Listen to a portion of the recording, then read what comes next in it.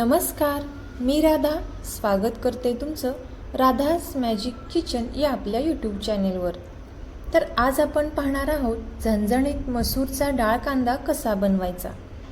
आजपर्यंत तुम्ही डाळ कांदा बऱ्याचदा केला असेल, पण अचूक आणि योग्य पद्धत वापरून तुम्ही डाळ कांदा कधी केला आहे का? पाण्याचं प्रमाण अगदी अचूक प्रमाणात वापरून मस्त असा झणझणीत हा डाळ कांदा कसा बनवायचा, यासाठी रेसिपी अगदी शेवटपर्यंत नक्की पहा। चला तर मग आजच्या रेसिपीला आपण सुरुवात करूया। तर सर्वात अगोदर इथे आपल्याला 1 कप मसूरची डाळ घ्यायची आहे।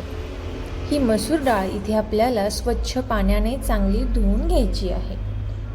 1-2 वेळा इथे आपण स्वच्छ पाण्याने ही मसूर डाळ चांगली धुवून घेणार आहोत। आता यामधील संपूर्ण पाणी काढून इथे आपण घेतलेलं आहे।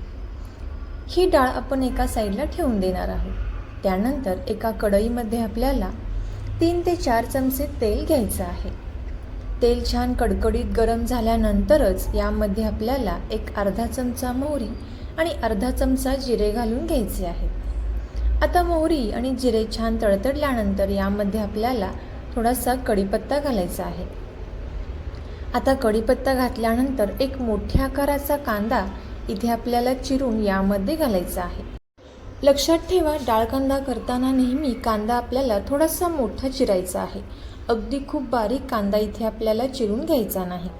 आणि त्यानंतर एक टोमॅटो सुद्धा इथे आपल्याला थोडासा मोठा असा चिरून घ्यायचा आहे। आता कांदा आणि टोमॅटो छान असं तेलामध्ये परतून घ्यायचं आहे। तोपर्यंत जर तुम्ही आपल्या चॅनेलवरती नवीन आला असाल तर नक्कीच आपल्या चॅनेलला सबस्क्राईब करा आणि सबस्क्राईबच्या पुढचे बेल आयकॉनचे बटन दाबा, जेणेकरून इथून पुढच्या छान छान रेसिपीज सर्वात अगोदर तुम्हाला पाहायला भेटतील।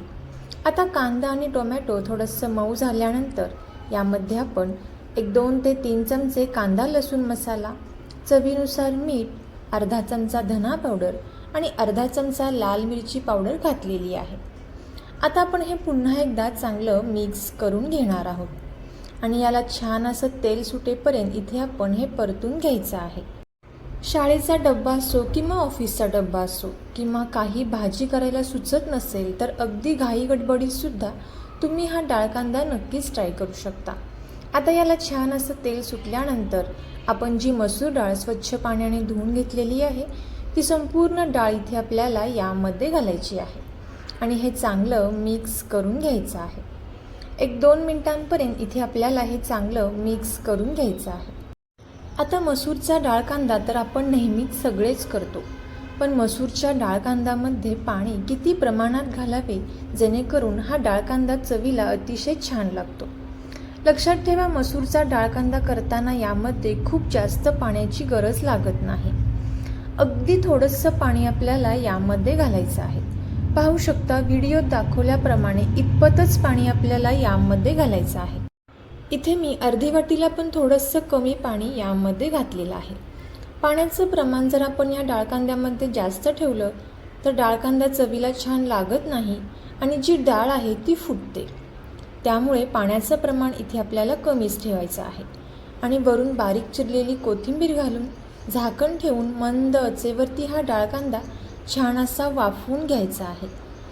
एक 6 ते 7 मिनिटांनंतर पुन्हा एकदा आपण यावरती कोथिंबीर घालून घेतलेली आहे आणि पाहू शकता, अगदी कमी पाण्यामध्ये इथे आपण हा मसूरचा डाळ कांदा तयार केलेला आहे। तर तुम्ही सुद्धा याच पद्धतीने हा झणझणीत मसूरचा डाळ कांदा नक्की ट्राय करून पहा आणि कसा झाला ते कमेंट करून नक्की सांगा। तुम्हाला जर ही रेसिपी आवडली असेल तर नक्कीच आपले मित्रमैत्रिणी आणि नातेवाईकांसोबत शेअर करा। चॅनलवरती नवीन आला असाल तर नक्कीच सबस्क्राईब करा। थँक्यू।